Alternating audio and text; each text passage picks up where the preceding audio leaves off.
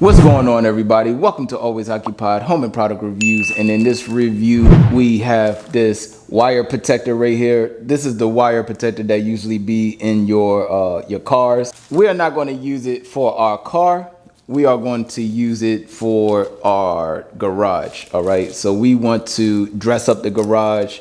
Obviously, y'all see that we remodeling the garage, you guys. We repainted. Nice darker color. I want to do something that gives the garage like an industrial feel, like industrial slash like a man cave feel. So man cave slash industrial feel. So that's what we're doing with the garage. Cable management, protect wires, homes, office. And I just bought 100 foot of it. I may need more than 100 foot, but for right now, we're gonna work with 100 foot. It kind of stretches if you need it to stretch. All right, it stretches. Does it bend back? It kind of bends back in shape, but it does have like a split right here. I don't know if y'all can see it, but it has a split on it. This is good for cable management when it comes to this type of stuff. So right now I'm gonna show y'all a little bit of what I'm gonna do. All right, you guys, so basically, as you can see, this is broke. So this is my old garage door opener. It still works, but you have to press it a few times for the garage door to go up. Turn your power off at your circuit breaker. That way when you're working on electricity, you know, nothing will go wrong. All right, you guys, so now that that part is done, I wrap some electrical tape around this to try to make sure it comes out like straight. And I'm gonna wrap that around. All right, so right there, that way when I feed through, now it's going through here nice and easy.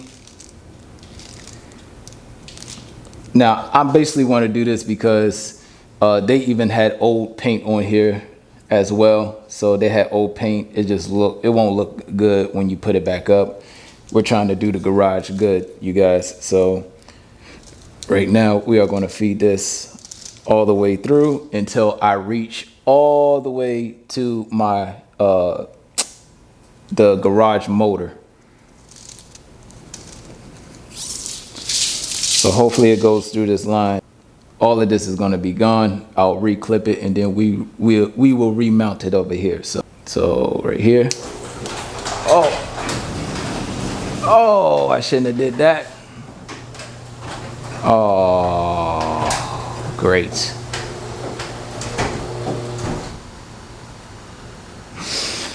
I forgot to turn the power off. Now the garage door is up and I have no way to close it. I could close it. I just have to go to the actual motor and hit the button to bring it back down. But let's let some fresh air in. Yeah, now you can hear it go through nice and easy.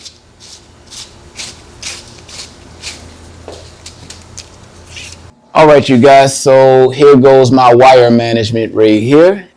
And I actually like this. It works very good in the garage, okay?